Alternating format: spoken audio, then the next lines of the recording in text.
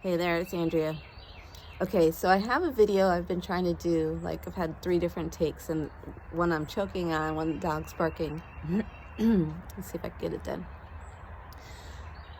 The Ego Heart Wheel Center. So it's that small triangle to the right side of the middle of a human design chart.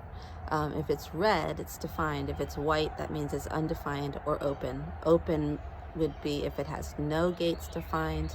Undefined is it's called undefined if it's white and has a gate or more. I think there's 4 gates on the 4 gate possibilities, 3 or 4.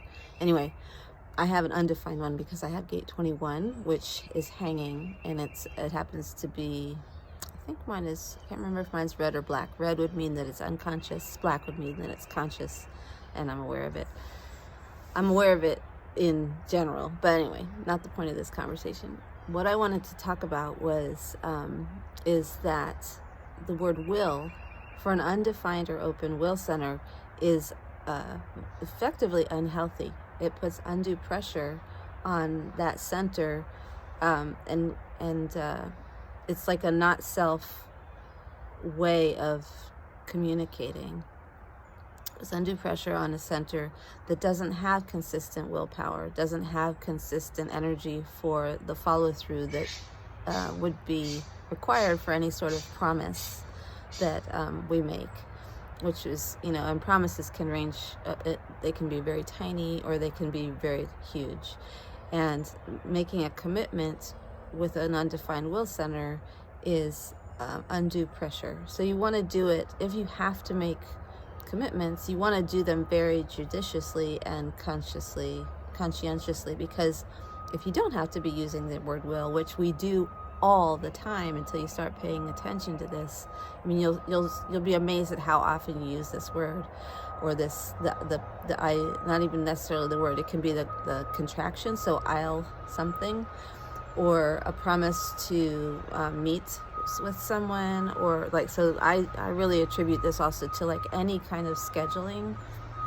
I don't schedule, and I understand fully that this is a really difficult thing to integrate into sort of regular life, whatever that is at this point, because it's built for planning and scheduling and the whole 9 yards. Now I have a right mind as well, so I'm also not a planner.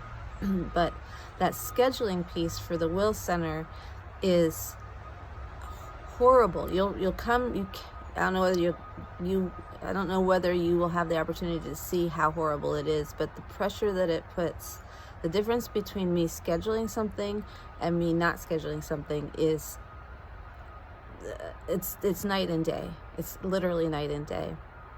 So anyway, for this video, the short version of this is try using, experiment. You can experiment with using the word can instead of will. So someone says, will you something? Yes, I can do that. It somehow there's like an alleviation of the pressure of the timing of it, that you can intend to do something, and yet there's no constraint. There's like a constraint that gets released from that sentiment. Even if you will just do it in the next 5 minutes, if you've said I will, then it's like, okay, I will. And if you say I can, then there's like this, there's some kind of a freeing, there's a freedom of something. I don't really understand it, but I just know that it totally makes a difference. So let's say that it gets a little more complicated when it's like you're trying to meet at the same place at the same time in life with somebody, right? So somebody, here's a perfect example. Somebody, I actually reached out to somebody yesterday, and I said, hey, I I would love a catch up, and we agreed. She messaged me this morning, actually. We agreed that we'd like a catch up, and then she said, but I'm busy today and tomorrow, and then so Wednesday between this time and that time, and she gave me a central standard time frame. And I'm like, because I've gone so far afield from this, I not only don't know like, I can't picture what it is Wednesday. She said it was going to be Wednesday. I don't even know what today is. So, that's starting point. But so I'm a yes for that. She's sort of trying to, we're both into human design. She's trying to, like, she's splenic and I'm emotionally defiant. So her version of how we get together is let Andrea's authority decide. Well, I had already decided because I'm the one that invited her. So that was a little, it was thoughtful, but not necessary. So she's going, well, just let me know how you feel, and la la la la la. And it's this, her trying to accommodate that emotional authority. Okay, great. I won't know, and actually she won't know because she's splenic, whether that time frame that she's put on, she has that time frame. She has the timing available. I don't have that kind of constraint. So I work with people. I'm able still to work with people who have time constraints, but it's not up to me to worry about the time still. So my answer to her, which it seems to, I have talked to her about it on Wednesday maybe, but this is how I schedule without scheduling.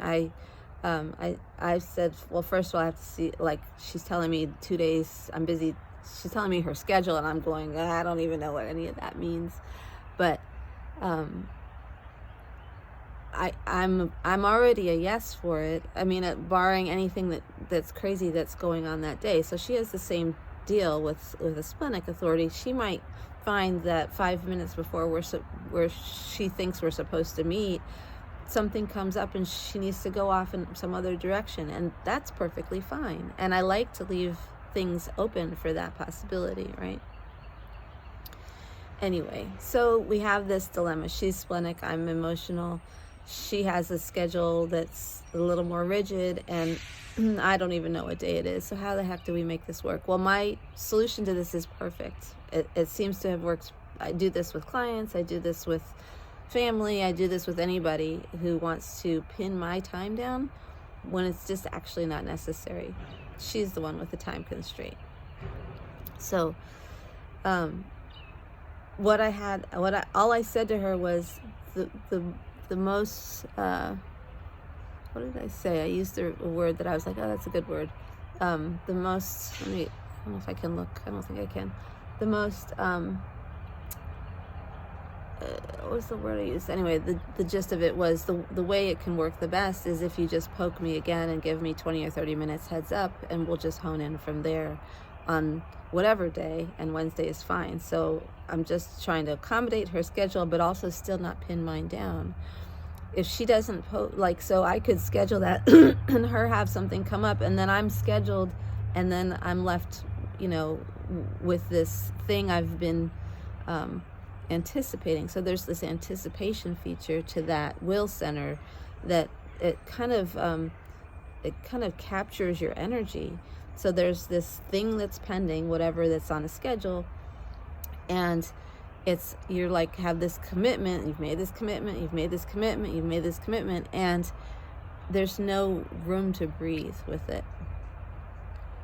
I don't know if that makes any sense, and I don't even know exactly what I just said, but switching out the word will for can, and maybe the practice happens even in the most, simplest of meaning, doesn't really feel like it would make a difference moments. Like, will you take out the trash? Yeah, I can do that. You get to it, right? Or you don't. Somebody says, I thought you said you would take out the trash. I said, I forgot. I can still, or thank you for doing it when I didn't, or whatever it is that happens. But the pressure is real, and you won't even notice until you start removing this word, will, from if you have an undefined or open heart, will, ego center. You won't even recognize, you don't know the pressure that's on that center until you stop using that word. And I'm kind of I poke people when I hear it, and I know they have an undefined will center, and just make them sort of like the word police, sort of like the word police. But I just know it to be real. So hopefully that explains things. in 10 minutes. I don't know why it took me 10 minutes to say that, but there you go. Have a great day.